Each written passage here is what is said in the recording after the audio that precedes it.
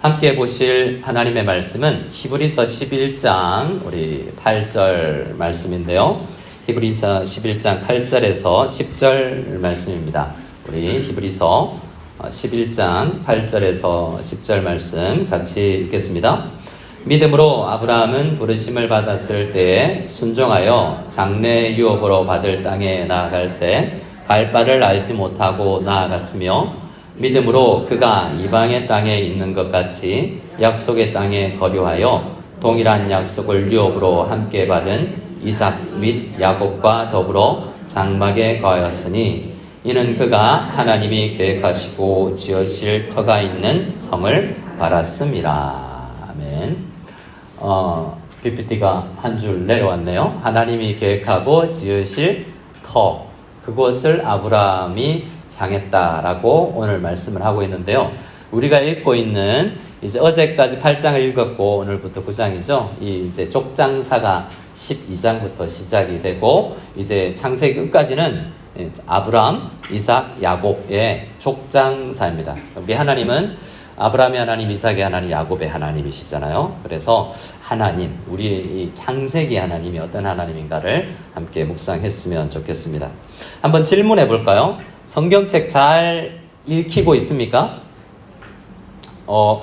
아니요도 있고, 또 있고, 이게, 제가 중고등부 아이들에게 물어봤어요. 성경 잘 읽히니? 학교 마치고 빨리 집에 가서 성경 좀 읽어야지. 이런 마음이 드니? 그러니까, 아니요. 그러면 오늘 수요일날 무빙 나오는데 빨리 학교 가라. 무빙 아십니까? 저희 집에서 고대하고 기대하는 아이가 있어요. 그래서 저도 그 무빙의 스토리를 알고 저도 수요일 저녁은 무빙 보는 날이구나 라고 생각하지만 우리 성도님들은 수요 그 성경 강좌나 성경 읽기를 나갈 때 무빙을 기대하거나 아니면 다른 드라마나 영화 개봉을 기다리는 것만큼 좋아하고 애타게 기다릴까 생각을 해봅니다. 물어봤어요. 잘 안 된다고. 잘 됐을 때도 있냐? 아니요. 왜 안 되니? 라고 물어봤더니 어떤 아이는 몇 년 전에 집에서 성경 일독을 했는데 1년에 강제로 하다 보니까 너무 힘들었어요. 성경을 읽히다 보니까 강제로 하다 보니까 성경 읽는 재미가 없더라. 다른 아이한테 물었습니다. 너는 성경 종이가 너무 얇아요. 찢어질까봐 함부로 넘기지를 못하겠어요. 그것도 이유가 되는구나. 그래서 일단은 어떤 아이는 너무 잘 알아요. 그러더래요. 너무 뻔히 아는 내용이에요. 그래요. 잘 알고 있다고? 라고 생각했는데 성경을 우리가 안다고도 생각하지 않습니까? 우리 중에는 교회 나온 지 얼마 안 된 분도 있고 어릴 때부터 성경을 여러 번 읽은 분도 있고 좀 수준이라 말하기는 그렇지만 성경 이야기에 대해서 익숙한 분도 있고 그렇지 못한 분도 있을 것 같아요. 그러니 성경으로 나가는 자세와 느낌도 다 다르겠죠. 그러나 성경을 그래서 이제 우리 아이들과도 좀 이런저런 이야기를 해보면서 읽고 있는데 성경을 잘 안다는 것 자체가 착각일 수 있다. 요즘 너는 뭘 읽고 있니? 어떤 책을 읽는데요. 소설을. 야, 그거 소설 나도 읽어봤는데 어려운데?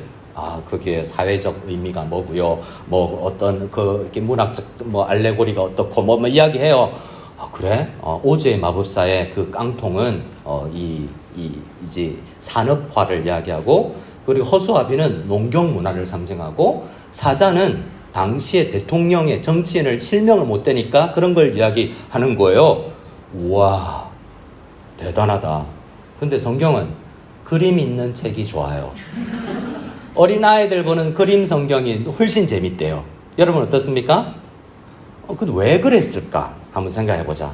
너는 지금 소설을 안 읽고 그림 동화책을 읽니? 아니요. 너는 어떻게 소설을 읽어낼 수 있는 사람이 되었는데 성경은 여전히 동화책이 좋니? 동화 스타일이 좋니? 라고 물어보면 우리 아이들을 성경을 읽을 수 있는 사람으로 학교와 가정과 여러 교회가 함께 만들어내지 못하고 있는 건 아닌가? 라는 생각을 해요. 누군가는 성경 동화책 필요 없고 성경만을 읽어도 좋거든요. 그리고 우리 아이들 중에는 중국어로 영어로도 소설을 읽을 수 있습니다. 성경은요. 그렇게 하려면 원래 맛을 보려면 히브리어를 배워야 되겠구나. 그 아이의 결론이었어요. 히브리어를 배우고 헬라어를 배우면 원전의 맛을 좀 느끼겠군요. 라고 또 이야기하더라고요. 여러분, 우리가 보고 있는 창세기, 그나마 재밌죠? 이제 레위기 이제 들어가면, 또 민수기 이렇게 또 들어가면, 역대기, 사람 이름 쭉 나오면 힘들잖아요? 근데 한번 생각해 봅시다. 그거 역대기 1장부터 10장까지 잘 외우면 고려대 입학시켜준다 하면 연락에 열심히 외워서 달달달달 외울걸요? 실제로 그래요. 우리는 그 정도 암기력이 있어요. 그러니까 어떤 이 성경으로 나아가는 자세가 그만큼의 에너지와 기대가 없는 이유가 있다라는 거죠. 우리에게도, 저에게도 그럴 수 있습니다. 자, 오늘 제가 드릴 말씀은 지난주에 이어서 성경 창세기 내용은 22장까지 제가 할 텐데 이미 다 알고 있어요. 웬만큼 제가 알기로 지금 생각의 한 90% 정도는 이야기해보라 그러면 여러분이 강의해도 할 수 있을 정도로 이야기를 할 수 있는 내용입니다. 그래서 오늘은 몇 가지 주제를 중심으로 이야기할까요? 저를 따라합시다. 성경은 스토리다. 제가 이제 학교 다닐 때 성경 Literature as Bible as Literature라는 과목을 공부하면서 문학 작품으로서의 성경이 있구나라는 생각을 했어요. 성경은 이 인류에 가지고 있는 모든 작품들은, 소설 작품들은요, 12가지 플롯을 이렇게 저렇게 섞은 거예요. 별로 드라마, 여러분 좋아하는 드라마, 특히 아침 연속극 드라마, 거의 플롯은 비슷하지 않습니까? 죽은 사람도 새로 나오기도 하고, 하여튼 이게 완전히 더 우리가 익히 알고 있는 스토리인데 어떻게 조합하냐에 따라서 달라지죠. 근데 스토리인데, 스토리 자체는 유익한데 스토리의 의미가 드러나지 않으면 그것이 와닿지 않을 수 있는 거죠. 그래서 성경은 드라마다라는 책에 한국에 있을 때 나와서 꽤나 유명해졌고, 한국의 이 저자들도 와서 세미나도 하고 그랬는데요. 그게 이런 그림을 보여줍니다. 자, 그림 안 보여줍니다. 오늘은 요거 한 장이에요. 자, 그래서 이 그림이 뭐냐면 나무 위에 새가 한 마리 고기 조각을 물고 있어요. 밑에는 여우가 있습니다. 여우가 말합니다. 나는 너의 노래를 듣고 싶어. 자, 그 그림이 그려지십니까? 여우의 의도가 뭐죠? 이거는 딱 알잖아요. 우리는 아니까. 그런데 전혀 모르는 세팅에 여우 나오고 새 있고 입에 이건 스토리로 이렇게 와닿아요. 그런데 앞뒤 문맥이 이제 합쳐지면 다 완성되죠. 그때 그 산에 먹을 것이 하나도 없었고, 그래서 고기 조각 하나, 콩 하나 구하기 힘든데 여우가 너무 배가 고픈데 나무 위에 새가 고기를 물고 있다. 그래서 어떻게든 저걸 떨어뜨려야 되겠는데 쟤를 칭찬해야 되겠다. 그러면 입을 열겠지. 아부에 대한 주제가 나오는 거죠. 자, 이렇게 하면 되는 그런 이야기가 이제 그 의미가 더 드러나죠. 이야기의 전후 문맥을 보면 그 의미가 제가 배가 고프구나. 그리고 어떻게든 아부라는 게 항상 좋은 의도는 아니구나. 새는 이렇게 칭찬하는 것으로 받아들이겠지만 그건 진심이 아니었구나라는 것이 이제 문맥을 통해서 드러나죠. 팀 켈러라는 목사님이 유명한 이 성경신학 바이블이라는 책의 앞표지에 이제 기고를 한 글이 있는데요. 동일한 이야기를 합니다. 성경은 무언가의 성경의 의미가, 나에게 의미가 들어오기 위해서는 그 스토리 전체의 본래의 그림이 잘 드러나야 된다라는 걸 이야기하면서 다른 책 하나를 이야기합니다. 내가 어떤 사람이 버스 정류장에 서 있는데 일명식도 없는 청년이 와서 그 사람한테 이렇게 이야기합니다. 그 청둥오리의 이름은 발음도 잘 안 되네요. 히스트리오니쿠스. 그 청둥오리의 이름은 히스트리오니쿠스. 3번을 반복하고 하는 거예요. 자, 이 이야기를 들은 사람은 일면식도 없는 사람이 나한테 그 청둥오리 이름이 히스트리오니쿠스라고 알려줬어요. 자, 이 내용에, 여러분 상상을 해보세요. 아까 그림하고 좀 다르죠? 뭐지? 아까는 새하고 여우 이야기할 때는 금방 그 느낌이 왔는데 어떤 이야기는 바로 문맥이 주어지지 않으면 바로 오지 않는다는 거죠. 가설 하나 제가 하나 해드릴까 여러분이 생각해 보세요. 진리는 드러나지 않지만 그 청년은 정신질환을 앓고 있어서 누구나 만나면 그 이야기를 할 수 있다. 가능성이죠. 또 어떤 경우에는 어제 이 청년이 도서관에서 어떤 사람을 만났는데 청둥오리 이름이 뭐야? 라고 질문한 사람을 만났는데 그 사람과 나를 착각해서 그 청둥오리 이름은 히스토리코니쿠스예요 라고 알려줬을 가능성도 있죠. 그러니까 그 배경이 어떠냐에 따라서 그 이야기는 확확 달라지는 거죠. 그 책에서는 마지막 이런 이야기도 합니다. 아직 잘 세련되지 못한 이 정보원이 암구호를 살짝 와서 이렇게 그런 거 있죠. 영화 같은 데 보면 청둥오리 뭐 이렇게 할 수도 있잖아요. 그러니까 문맥이 어떤 거냐에 따라 첩보 영화가 될 수 있고 정신 이상자가 나오는 어떤 그런 극이 될 수도 있는 거죠. 성경도 마찬가지여서 우리가 스토리는 알지만 그 진짜 문맥과 그 의미를 잘 파악하지 못하면 와닿지 않을 수도 있는 거고 내 이야기가 아닐 수 있는 거죠. 그래서 설교자들의 참 큰 숙제가 이 전체 그림과 의미를 드러나게 해줘야 성도님에게 의미 있게 다가가는데, 그죠? 그래서 오늘은 창세기를 우리가 잘 아는 창세기를 이야기할 때 이 하나님 나라 건설 프로젝트라는 문장 하나로 이야기해 나갔으면 좋겠습니다. 왜냐하면 오늘 10절 말씀을 같이 볼까요? 10절 말씀을 아브라함이 아들 이삭 그리고 아내 가족들과 함께 정처 없는 신앙의 여정을 떠났는데 왜? 그 이야기를 히브리서 기자는 창세기 우리가 읽는 이 부분을 이렇게 주제를 잡고 해석해 내었다라는 것입니다. 그럼 10절을 같이 읽어볼까요? 시작. 이는 그가 하나님이 계획하시고 지으실 터가 있는 성을 자, 주어가 중요합니다. 누가? 하나님이. 누가 짓는다고요? 하나님이 계획하시고 지으시고 있는 나라가 있다라는 거예요. 지금 창세기에서 우리가 창세기를 읽을 때 이 주제, 하나님 나라라는 주제를 모르고 읽으면 아브라함이 애굽에 내려갔네? 아내를 루이라고 속였네? 어디에서는 아들을 바쳐라고 했네? 그냥 파편적인 스토리일 수 있는데 히브리서 기자는 그걸 읽으면서 아브라함이 하나님 나라가 하나님이 지으실 나라를 생각하면서 내가 그 국민이구나 하면서 그 이집트든 이스라엘 땅이든 걸으면서 살았고 그 나라 국민이라면 어떤 자세로 살아야 되는지를 알아갔구나. 이 주제로 창세기를 읽을 수 있다라는 거죠. 우리 창세기로 한번 가보겠습니다. 창세기 우리 12장을 가보겠습니다. 창세기 12장 우리가 잘 아는 이 1절에서 3절 말씀입니다. 창세기 12장 1절에서 3절 말씀을 같이 한 목소리로 읽어보겠습니다. 같이 읽겠습니다. 여호와께서 아브라함에게 이르시되 너는 너의 고향과 친척과 아버지의 집을 떠나 내가 내게 보여줄 땅으로 가라. 내가 너로 큰 민족을 이루고 내게 복을 주어 내 이름을 창대하게 하리니 너는 복이 될지라. 너를 축복하는 자에게는 내가 복을 내리고 너를 저주하는 자에게는 내가 저주하리니 땅의 모든 족속이 너로 말미암아 복을 얻을 것이라 하신지라. 아멘.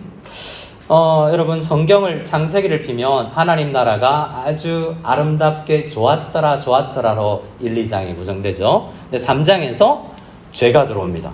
근데 성경은 하나님이 계시다는 이야기, 악이 존재하다는 이야기로 시작하지 어떻게 왜 언제부터 이런 이야기는 없습니다. 그냥 그 이야기만 하기 시작하죠. 근데 죄가 들어오고 나서 어떻게 그 하나님의 지으신 좋은 나라가 깨어지기 시작하는지, 또 어떻게 급속도로 전 이 땅이 급속도로 깨어지는지를 아주 빠른 테마로 죄가 퍼져나갔다. 그리고 굉장히 세상을 꽉 채웠다라는 이야기로 11장까지 이야기가 되는 겁니다. 근데 그 상황에서 하나님은 죄를 지은 사람들을 향하여서 두 가지 옵션이 있어요. 우리가 생각할 때. 처음에 선악을 알게 하는 나무를 먹으면 너희를 정령 죽으리라 해서 그걸 실현해서 다 죽여버리는 방법 있죠. 그런 부분이 일부 나타나는 것 같습니다. 노아 홍수 같은 걸 보면 우리 아이가 노아의 홍수를 읽으면서 이제 다행이다. 일단 물은 아니다. 불일까? 괜찮아. 불이든 물이든 물은 아니겠지. 하지만 방주가 있잖아. 방주가 뭐냐? 예수님이야.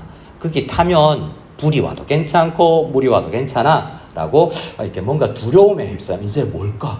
불로 태워 죽을까? 이렇게 두려움이 아니라 그 이야기의 핵심은 방주다, 방주. 그 부분에서 구원받는 거야 라는 이야기를 함께 나눴던 것이 기억납니다. 자, 그렇게 급속도로 망가지고 죄가 퍼지는데요.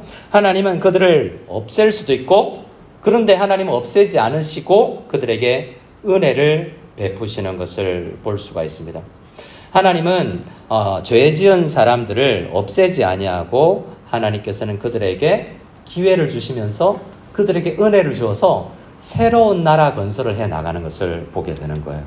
근데 성경의 창세기 이야기는 그 선택받은 새로운 나라 백성이 되는 사람들이 있고 그렇지 않은 세상 나라를 건설해 나가는 사람들이 있더라는 두 가지 줄기로 쭉 흘러나가는 것입니다.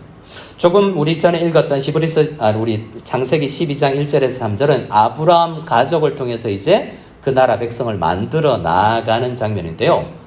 그 전에, 자, 우리 이 말씀을 먼저 보겠습니다. 2절입니다. 2절 시작. 내가 너로 큰 민족을 이루고 내게 복을 주어 내 이름을 창대하게 하리니 너는 복이 될지라. 여기서 내가 너로 무엇을 이루고? 이게 나라라는 뜻이에요. 이게 하나님의 고이 가돌이라는 건 큰 나라를 만들겠다는 거예요. 근데 지금 아브라함 한 사람이고 아브라함 아내 그리고 아직 자녀도 없죠. 그런데 이제 창세기를 끝날 무렵 출애굽기 넘어가면 진짜 숫자적으로 나라가 이루어지는구나를 볼 거예요. 그래서 하나님 나라는 아브라함이 바란 거는 사람들이 세우는 나라가 아니고요. 창세기 쭉 흐름을 보면 사람이 주어가 되어서 세우는 나라는 다 망해요. 아브라함이 바랐던 건 내가 만드는 나라가 아니라 하나님이 계획하시고 세워나가시는 나라만 영원하다. 나는 그 나라 백성이다. 이게 흐름이에요. 여기서 아브라함에게 이야기하는 것은 아브라함아 네가 나라를 세워야 돼. 우리에게 김 목사야 아니면 이 집사 김 집사 네가 교회를 세워나게 돼. 일면 맞죠. 하지만 우리가 창세기를 통해서 보는 것은 하나님께서 하나님 나라를 계획하시고 세워나가시고 건설해 나가는데 내가 어떻게 어떤 은사를 가져서 쓰임받고 있지? 를 이제 깨달아 가야 되는 거고 아브라함이 그것을 깨달아 가는 것입니다. 우리 11장 말씀을 볼까요? 11장 말씀을 좀 앞으로 넘어가서요. 11장 말씀을 보면서 우리 11장 1절 보겠습니다. 12장 1, 2, 3절과 11장부터가 얼마나 대비되어 있는지를 봅시다. 우리 1절에서 4절입니다. 11장 1절에서 4절 같이 읽습니다. 시작. 온 땅에 언어가 하나요 말이 하나였더라. 이에 그들이 동방으로 옮기다가 신할 평지를 만나 거기 거류하며 서로 말하되 자 벽돌을 만들어 견고히 굽자 하고 이에 벽돌로 돌을 대신하여 역청으로 진흙을 대신하고 또 말하되 자 성읍과 탈을 건설하여 그 탑 꼭대기에 하늘을 닿게 하여 우리의 이름을 내고 온 지면에 흩어짐을 면하자 하였더니 자 우리가 4절까지 읽었는데요. 자, 이 탑 이름이 뭐죠? 여러분 성경 퀴즈 대 만점입니다. 이제 수리하셔도 되겠어요. 근데 이 이야기의 핵심은 탑이 아니에요.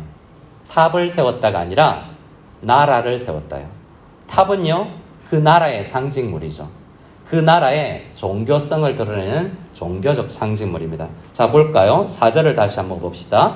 또 시작. 또 말하되 자 성읍과 탑을 건설하여 그 탑 꼭대기를 하늘에 닿게 하여 우리 이름을 내고 온 지면에 흩어짐을 면하자 하였더니 여기서 우리가 문맥을 좀 설명하면 우리는 이 본문 읽으면서 주로 뭘 떠올리냐면 조금 전에 여러분이 익숙하게 대답했던 무슨 탑? 바벨탑만 알아요. 무시하는 게 아니고 우리가 그렇게 배웠어요. 창세기 11장 바벨탑. 제가 신학교 준비하면서 성경 고사를 해야 되는데 그때도 창세기 11장 바벨탑 12장 아브라함 부르고 이렇게 유명한 장절 주제로 외우는데요. 11장 하면 바벨탑이에요. 언어를 나눈. 근데 여기서 핵심은 그게 아니에요. 그렇게 되면 이제 여우가 사한테 아름다운 노래를 듣고 싶어가 본질인 줄 알고 있지만 진짜 본질은 여기서 탑 이전에 나온 단어인 성읍이에요. 여기서 나오는 성읍은 이르라는 것은 나라를 의미합니다. 11장에 12장과 비교되는 것은 사람들이 모여서 우리가 나라를 만들자 하고 있죠. 11장 1절에서 4절의 주어는 우리예요. 너와 나로 구성된 우리가 이 나라 만드는 주체입니다. 그 나라는 어떻게 되죠? 11장의 결론은 망한다예요. 12장은요, 한 사람이지만 하나님이 계획하고 건설할 나라는요, 영원하다라는 것이 12장의 주제입니다. 우리 9절 말씀을 하나님께서 우리 어떻게 판단하시는지 5절에서 19절을 읽어보겠습니다. 11장 5절에서 9절입니다. 여호와께서 사람들이 건설하는 그 성읍과 탑을 보려고 내려오셨더라. 여호와께서 이르시되 이 무리가 한 족속이요 언어도 하나이므로 이같이 시작하였으니 이후로는 그러고자 하는 일을 막을 수 없으리로다. 자, 우리가 내려가서 거기서 그들의 언어를 혼잡하게 하여 그들이 서로 알아듣지 못하게 하자 하시고 여호와께서 거기서 그들을 온 지면에 흩으셨으므로 그들이 그 도시를 건설하기를 거쳤더라. 그러므로 그 이름을 바벨이라 하니 이는 여호와께서 거기서 온 땅의 언어를 혼잡하게 하셨음이니라. 여호와께서 거기서 그들을 온 지면에 흩으셨더라. 그래서 이 말씀을 읽을 때 막 여러 가지 질문이 나오죠. 우리 찬양 인도하실 때 김 목사님께서 이야기하셨던 것처럼 가인은 누구랑 결혼했어요? 여자. 이런 거 과학적 질문들 많이 나오잖아요. 여기에서는 하나님께서 내려오셨다는데 사람의 모습으로 왔는지 성부 성자 성령의 모습이 어땠는지 이런 거를 이야기하자고 기록한 게 아니에요. 핵심은 뭐죠? 사람이 건설한 나라는 하나님이 흩으시고 멸망시키신다. 9절에 그러므로 그 이름을 바벨이라고 하니 하나님이 그런 나라 바벨 시킨다는 거예요. 흩어버리신다는 거죠. 그래서 교회든 가정이든 이제 우리가 묵상하고 있는 열왕기서를 보세요. 사람이 막 세워나가려고 하고 이집트 의존하려고 그러고 말을 많이 두면 된다고 생각하고 어떻게든 정략 결혼해서 사람들이 쓰는 방법으로 성공을 하자면 무너지는 거죠. 우리 아이들을 생각할 때도 그렇지 않겠습니까? 세상이 성공하는 방법 똑같이 너희도 가야 성공할 수 있어가 아니라 하나님이 우리를 부르신다. 우리는 지금 아브라함처럼 그냥 배경 없이 정처 없이 떠도는 광야 생활하는 사람 같지만 하나님이 우리를 부르셨고 하나님이 지으실 그 터를 바라보는 그 계획 안에 있다는 것을 믿고 사는 사람들은 안전해. 그 이야기가 우리가 창세기를 통해서 드러나야 되는 것입니다. 우리 13장을 가볼까요? 13장 12장 10절을 읽어보겠습니다. 12장 10절입니다. 12장 10절 시작.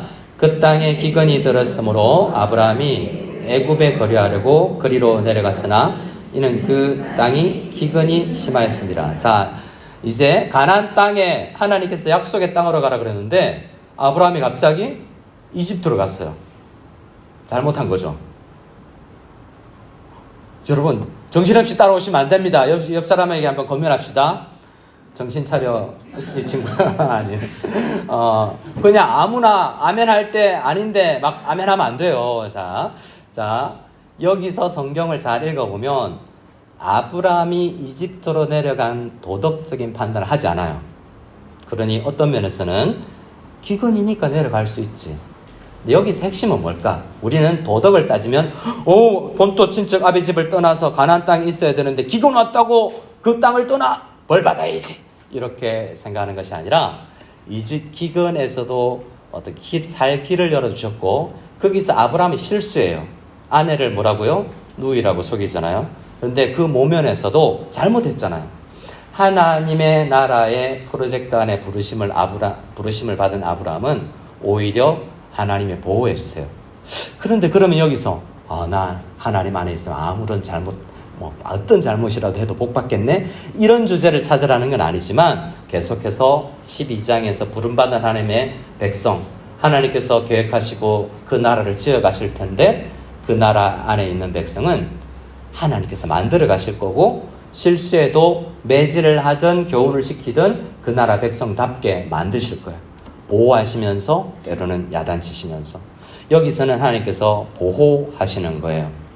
자, 그래서 우리 여기 결론을 한번 보겠습니다. 자, 18절에서 20절입니다. 18절에서 17절에서 20절입니다. 시작. 여호와께서 아브라함의 아내 사내의 일로 바로와 그 집에 큰 재앙을 내리신지라. 바로가 아브라함을 불러서 이르되 네가 어찌하여 나에게 이렇게 행하였느냐? 내가 어찌하여 그를 내 아내라고 내게 말하지 아니하였느냐? 내가 어찌 그를 누이라고 하여 내가 그를 데려가라 아내를 삼게 하였느냐? 내 아내가 여기 있으니 이제 데려가라 하고 바로가 그 사람들에게 그의 일을 명하매 그들이 그와 함께 그의 아내와 그의 모든 소유를 보내었더라. 여기서 보세요. 아브라함은 큰 교훈을 얻고 옵니다. 내가 잘못했는데 벌은 누가 받아요? 바로 왕이 받아요. 그러면 어떻게 생각하십니까? 앞으로도 잘못해야 되겠구나. 나는 천하무적이야. 라고 생각할 게 아니라 바로를 통해서 야단맞습니다. 아브라함은 자기 아내를 뭐라고 그래요? My sister 라고 소개를 했는데요. 바로 왕은요? Your wife 라고 이야기하죠. 부끄러운 거예요. 그래서 세상 앞에 때로는 부끄러움을 당하면서 하나님은 또 그러나 그를 멸망시키지 않고 그 과정을 통해서 배우면서 하나님께서 그에게 복을 주시는 것이죠. 왜냐하면 그 나라 만들려면 아브라함이 복을 받아야 되는데 복을 다룰 수 있는 능력도 가져야 되거든요. 그런 사람으로 만들어가는 거예요. 13장으로 넘어가 보겠습니다. 13장에 보면 이제 부유해진 것 때문에 이집트 내려갔다 왔는데 부자가 됐어요. 그것 때문에 문제가 생기는데 어떤 문제가 생깁니까? 조카 롯과 나누어지게 생기죠. 그래서 우리 10절 말씀을 볼까요? 아브라함이 우리 가족이니까 패밀리잖아. 그러니까 네가 오른쪽 가면 나 왼쪽으로 하고 네가 왼쪽 가면 나 오른쪽 갈게 라는 이야기를 해줍니다. 그런데 그 조카 롯이 뭐라고 이야기하는지를 봅시다. 자, 10절입니다. 같이 읽겠습니다. 13장 10절 시작.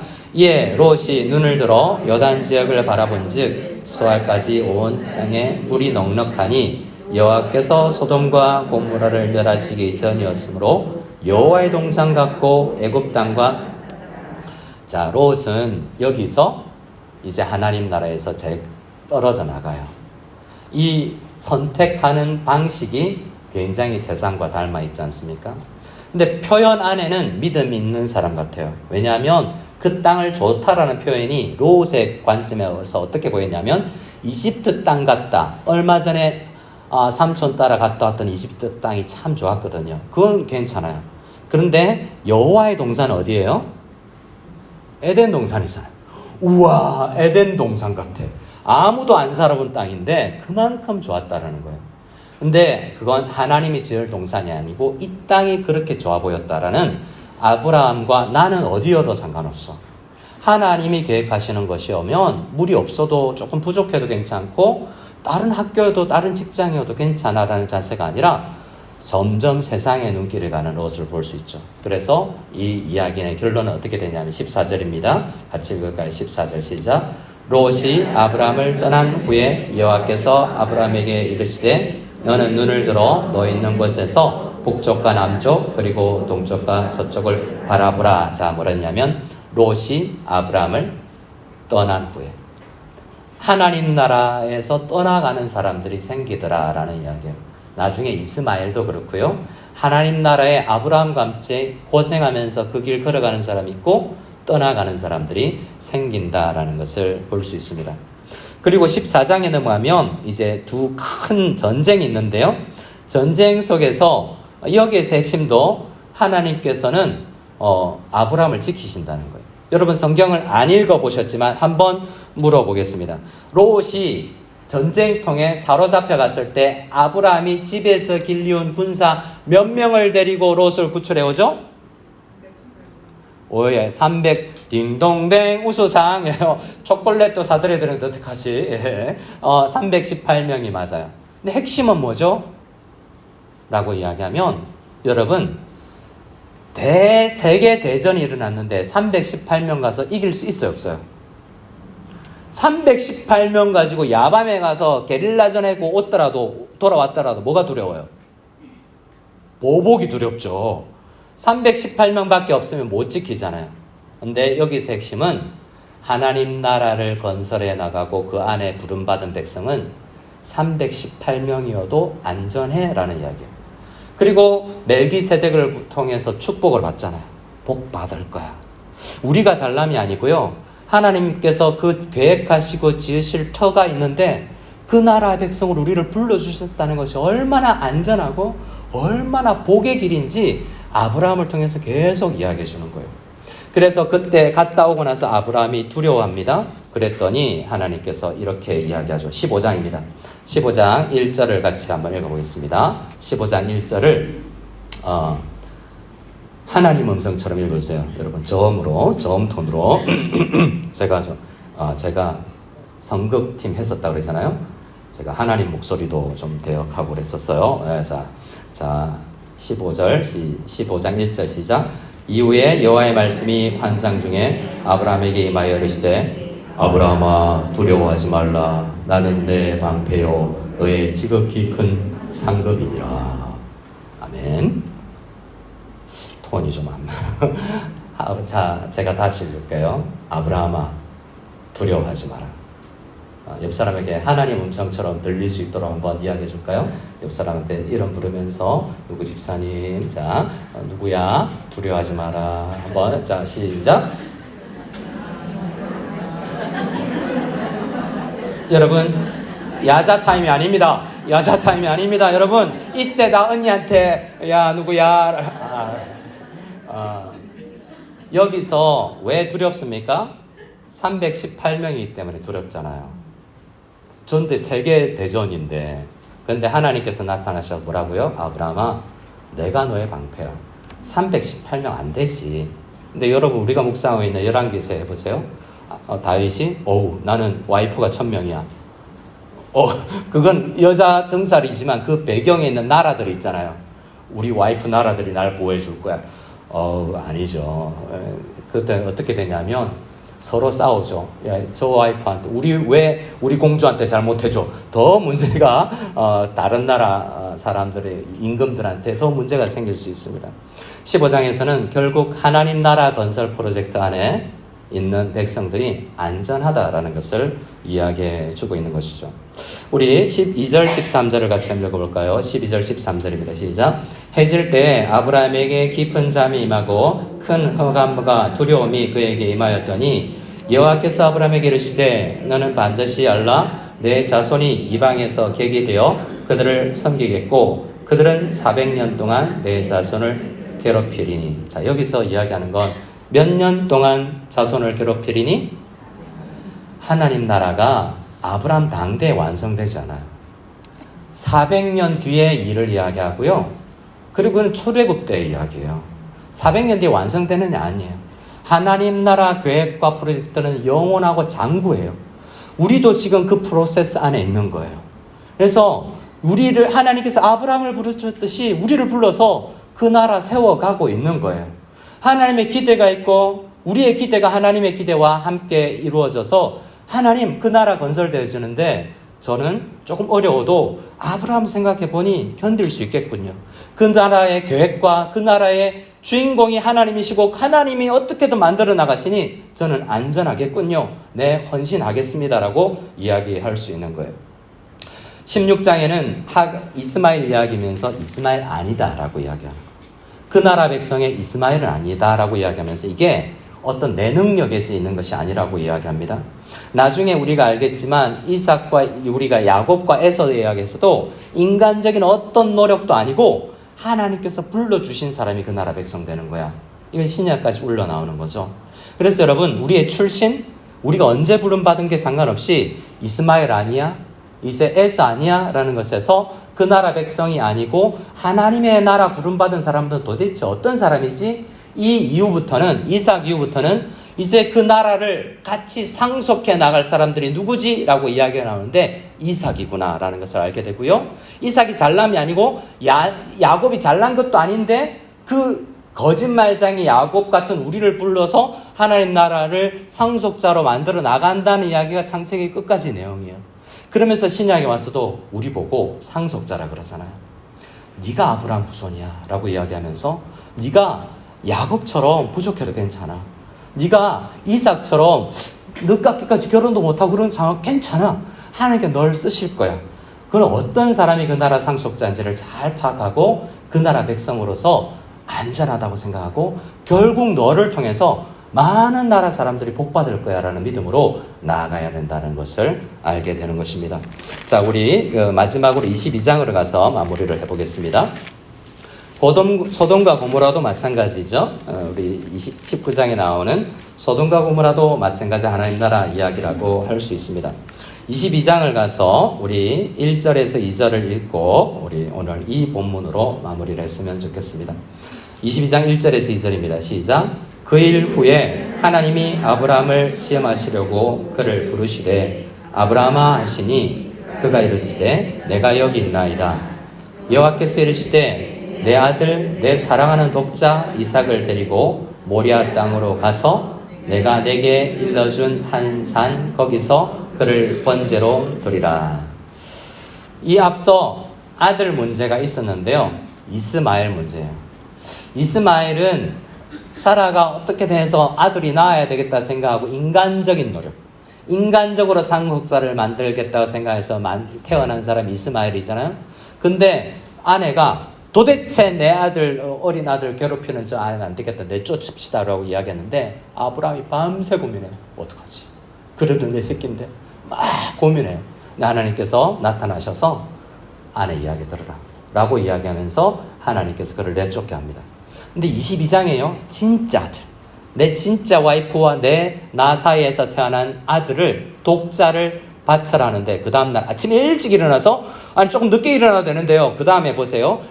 자 2절에 이렇게 이야기합니다. 여호와께서 이르시되 내 아들 내 사랑하는 독자 이삭을 데리고 모리아 땅으로 가서 내가 내게 일러준 한 산 거기서 그를 번제로 태워서 드리라 라고 했더니 그 다음 문장이 어떻게 시작됩니까? 3절 앞부분 시작. 여러분 어떠세요? 밤새 고민한 게 아니에요. 푹 자고 일찍 일어났어요. 이게 달란미입니다. 아니 이스마엘 바치를 할 때 밤새 고민하던 그가 왜 이렇겠지?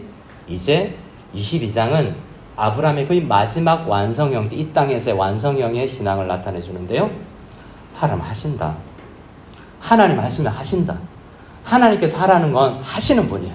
내가 이집트로 내려가도 무엇을 해도 내 인간적인 노력 뭘 해도 안 되더라.